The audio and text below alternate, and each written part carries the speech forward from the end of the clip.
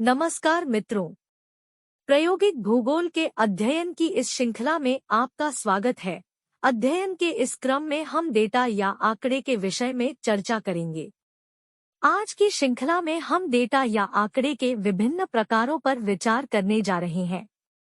आज का विषय प्राथमिक और द्वितीयक आंकड़े के पहचान से संबंधित है।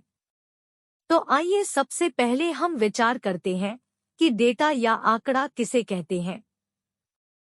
मित्रों, डेटा का तात्पर्य तथ्यों, आंकड़ों या विभिन्न उद्देश्यों के लिए एकत्र, संग्रहित और विश्लेषण की गई जानकारी से है।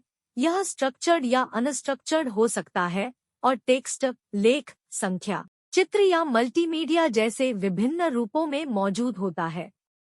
डेटा विभिन्न क्षेत्रों या डोमेन में निर्णय लेने, अंतर्दृष्टि प्रदान करने और पैटर्न की समझ के लिए आधार तत्व के रूप में कार्य करता है।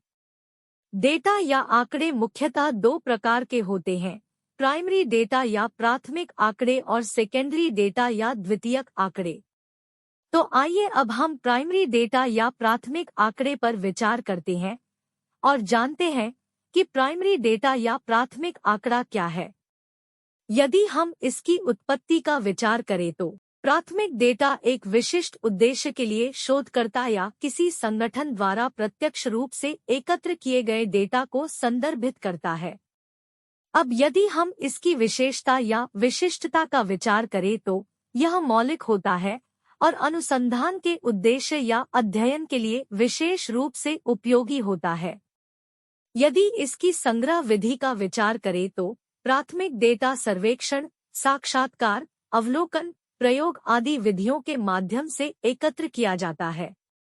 यदि डेटा की प्रासंगिकता और सटीकता का विचार करें तो प्राइमरी डेटा या प्राथमिक आंकड़े की संग्रह प्रक्रिया पर शोधकर्ताओं का नियंत्रण होता है। वह सुनिश्चित करते हैं कि इसकी प्रासंगिकता और सटीकता बनी रहे।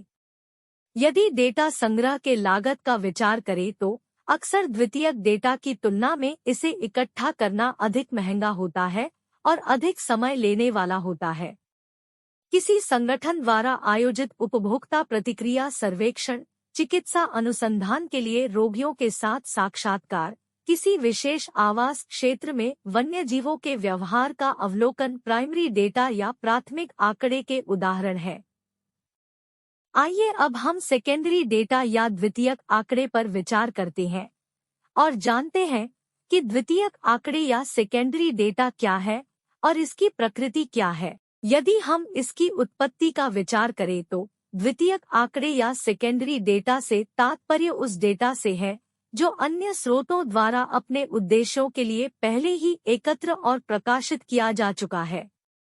यदि डेटा की प्रासंगिकता और सटीकता का विचार करें तो यह वर्तमान शोध प्रश्न के लिए सीधे तौर पर प्रासंगिक हो भी सकता है और नहीं भी।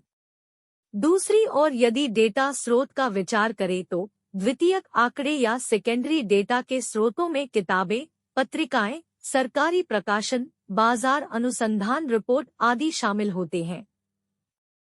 द्वितीयक आंकड़े या सेकेंडरी डेटा के संग्रह का तरीका भी भिन्न होता है। इसके संग्रह में शोधकर्ता की कोई प्रत्यक्ष भागीदारी नहीं होती है।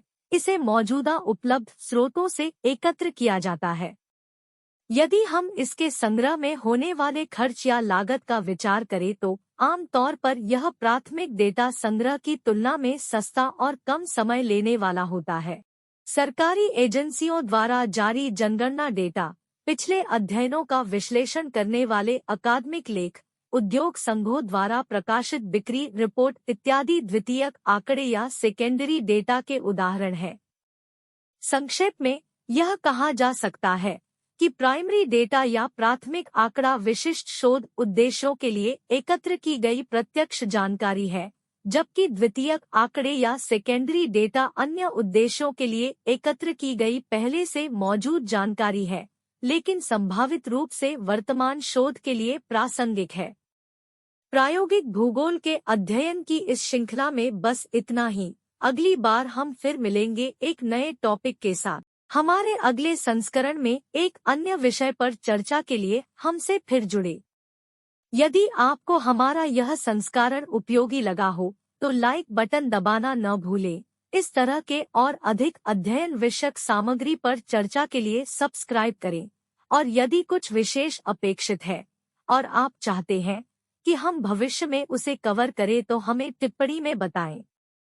प्रायोगिक भूगोल के अध्ययन के इस अंक को देखने और सुनने के लिए धन्यवाद। अगली बार जब तक हम फिर मिले, तब तक अपनी उत्सुकता बनाए रखें।